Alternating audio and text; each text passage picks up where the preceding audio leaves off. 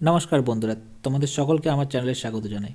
আজকে আমি আবার তোমাদের কাছে একটা নতুন ভিডিও নিয়ে চলে এসেছি। ভিডিওটার আসল মেন বিষয়বস্তুটাই হচ্ছে যে যুবসাথী প্রকল্প যেটা চলছে, সেই যুবসাথী প্রকল্পের ফর্ম তোমরা কোথায় পাবে, তাদের অফিসিয়াল ওয়েবসাইট কী, সেসব কিছু সংক্রান্ত নিয়ে আজকে আমি তোমাদের কাছে ভিডিওটা নিয়ে এসেছি। তাই চলো দেরি না করে শুরু করা যাক। তোমরা ফার্স্টেই কী করবে না, এই ফর্মটা দেখার জন্য বা অফিসিয়াল ওয়েবসাইটে যাওয়ার জন্য প্রথমেই যেটা যাবে, তোমাদের গুগল ক্রোমে যাবে এবং সেখানে গিয়ে তোমরা সার্চ করবে WB স্পোর্টস অ্যান্ড youth.com এবং সেখানে সার্চ করলেই তোমাদের কাছে একটা অফিসিয়াল যে ওয়েবসাইট সেটা তোমাদের কাছে খুলে যাবে।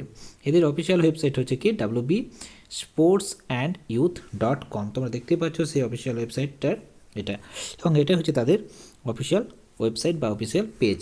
এখানে গিয়ে তোমরা দেখতে পাচ্ছ যে বাংলার যুবসাথী বলে লেখা আছে, সেখানে তোমরা ক্লিক করতে পারো এবং ক্লিক করলেই দেখো তোমাদের কাছে এরকম টাইপের একটা ইন্টারফেস খুলে যাবে।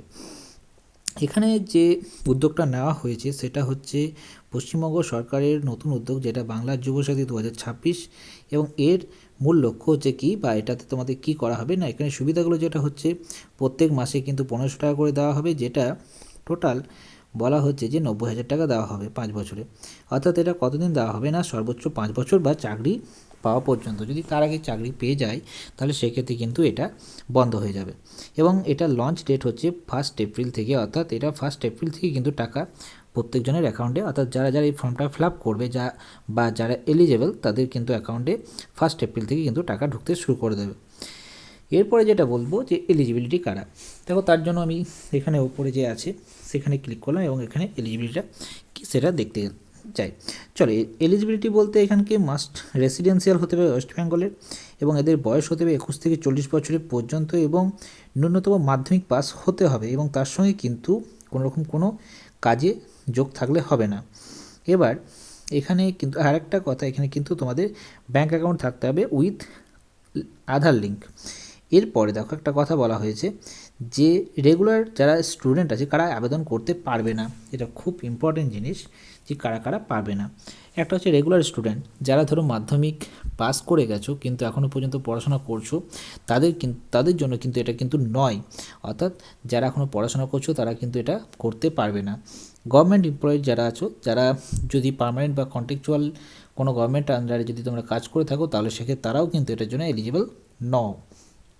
আরেকটা আদার বেনিফিশিয়ারি বলতে এখানে যদি যুবশ্রী বা ওল্ড এজ বা লক্ষ্মী ভাণ্ডার এসবগুলো যদি পেয়ে থাকো তাহলে সেক্ষেত্রে কিন্তু এটার জন্য কিন্তু অ্যাপ্লিকেবল নয়। অর্থাৎ আদার্স যে যদি কোনো কারণে কোনো গভর্নমেন্ট স্কিম থেকে তোমরা যদি কোনো কিছু পেয়ে থাকো তাহলে সেক্ষেত্রে এটার জন্য এলিজিবল নয়। যে অনেক ক্ষেত্রে কিন্তু এটা কথা শুনতে পাচ্ছি যে কৃষক বন্ধু যারা পাচ্ছে তাহলে তাদের ক্ষেত্রে কী হবে।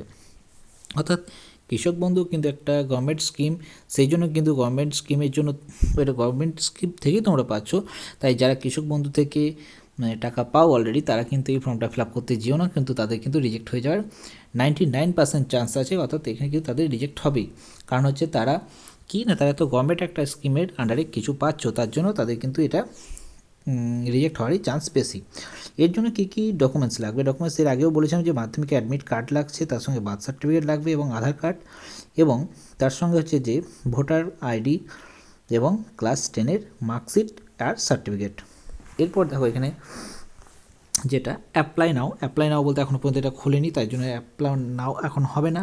এটা কিন্তু কোথায় যেতে হবে, অফলাইন প্রসেসে, সেটা হচ্ছে যে অফলাইন ক্যাম্পের মাধ্যমে হবে আর অনলাইনের মাধ্যমে হবে, কিন্তু অনলাইন এখনও পর্যন্ত চালু হয়নি, তাই অনলাইনে এখনও খোলেনি। এটা ফার্স্ট কিন্তু অফলাইনে হবে, তারপর কিন্তু অনলাইনে শুরু হবে। এটার জন্য তোমাদের নির্দিষ্ট ক্যাম্পে যেতে হবে, যেটা তোমার নিয়ারেস্ট দুয়ারে সরকার ক্যাম্প হবে, অথবা বিডিও এসডিও অফিসেও কিন্তু পাওয়া যাবে। এরপর সেখান থেকে ফর্মটা সংগ্রহ করতে পারো, এবং ওখান থেকে আদারওয়াইজ তোমরা এখান থেকেও ডাউনলোড করতে পারো, যেটা ফ্রি অফ কস্ট। এবং এখান থেকে তোমরা ফিল আপ করবে, এবং ফিল আপ করার পরে যেগুলো ডকুমেন্টস দেবে সেগুলো কিন্তু সেলফ অ্যাটেস্টেড কপি করে তবে কিন্তু তোমরা জমা দেবে। এরপর কি অনলাইন অ্যাপ্লিকেশনের ক্ষেত্রে যদি হও আপকামিং, যেটা পরবর্তী ক্ষেত্রে আসতে পারে, সেক্ষেত্রে তোমাদেরকে রেজিস্ট্রেশন করতে হবে, যেখানে ওটিপি ভেরিফাই করে করতে হবে। তারপর অ্যাপ্লিকেশন ফর্মটা ফিল আপ করবে, তারপর ডকুমেন্টস আপলোড করলেই কিন্তু হয়ে যাবে। সেক্ষেত্রে কিন্তু তোমাদেরকে পিডিএফ ফরম্যাটে কিন্তু তোমাদেরকে কী করতে হবে না, তোমাদেরকে এই ফর্মটা যেগুলো এই পিডিএফ ফরম্যাটে তোমাদের যে সার্টিফিকেটগুলো সেগুলো সার্টিফিকেটগুলো তোমাদের কিন্তু কী করতে হবে, আপলোড করতে হবে। এরপরে যেগুলো দেখো এখানে প্রয়োজনীয় কাগজপত্র আবার আলাদা করে বলে দেওয়া হয়েছে যে আধার কার্ড, শিক্ষাগত যোগ্যতার প্রমাণপত্র যেটা হচ্ছে 10 পাস হতে হবে, এবং তার সঙ্গে ব্যাঙ্ক অ্যাকাউন্ট প্রুফ থাকতে হবে এবং এমপ্লয়মেন্ট ব্যাঙ্ক নাম্বার সেটা থাকতে হবে, অর্থাৎ তোমাদের যুবশ্রীতে তোমাদের কিন্তু একটা রিসিভ কপি আছে সেটা তোমাদেরকে দিতে হবে, এবং পাসপোর্ট সাইজ ফটো চাই, এবং কাস্ট সার্টিফিকেট যদি থাকে তাহলে সেক্ষেত্রে লাগবে, আদারওয়াইজ লাগবে না জেনারেলদের জন্য, এবং রেসিডেন্সিয়াল প্রুফ কিন্তু এখানে লাগবে। যদি অনলাইনের ক্ষেত্রে আপলোড করো তাহলে জেপিইজি আর পিডিএফ ফর্মেটে তোমাদেরকে কী করতে হবে না আপলোড করতে হবে, সেটা তোমাদের 200 KB এর মধ্যে কিন্তু করতে হবে, এবং তার সঙ্গে একটা ছোটো ফটো তোমাদের লাগবে এখানে। এবার দেখো ফর্মটা তোমাদের এখনও পর্যন্ত বেরোয়নি, তার জন্য দেখো তোমাদের এখনও পর্যন্ত এখানে কি শো করছে না, এখানে জাস্ট শো করবে যে অ্যাভেলেবেল সুন। এখানে তোমাদের 3টে ফর্ম ফিল আপ করতে হবে।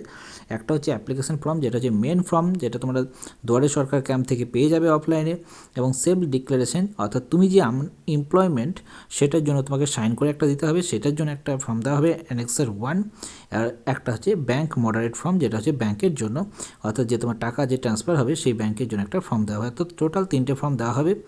এই 3টে ফর্মে কিন্তু তোমাকে ফিল আপ করে সেখানে জমা দিতে হবে। তোমাদের অফিসিয়াল এই যে পেজটা দেখতে পাচ্ছ, এই পেজে গিয়ে এসেই কিন্তু তোমরা তোমাদের যে নির্দিষ্ট স্ট্যাটাস সেই স্ট্যাটাসও কিন্তু তোমরা চেক করতে পারবে। এরপরে যদি তোমাদের কোনো কিছু কোশ্চেন থাকে তাহলে অবশ্যই তোমরা কমেন্ট করে জানিও, তোমাদেরকে অ্যান্সার দেওয়ার চেষ্টা করব, এবং নতুন নতুন ভিডিও আমি তোমাদের কাছে তুলে ধরবো। তার জন্য তোমরা চ্যানেলটাকে সাবস্ক্রাইব করে রেখে দিও এবং বেল আইকনটা টিপে দিও। যদি ভিডিওটা ভালো লেগে থাকে তাহলে অবশ্যই লাইক, শেয়ার, কমেন্ট করে দিও এবং সঙ্গে সাবস্ক্রাইব করে দিও। Thank you.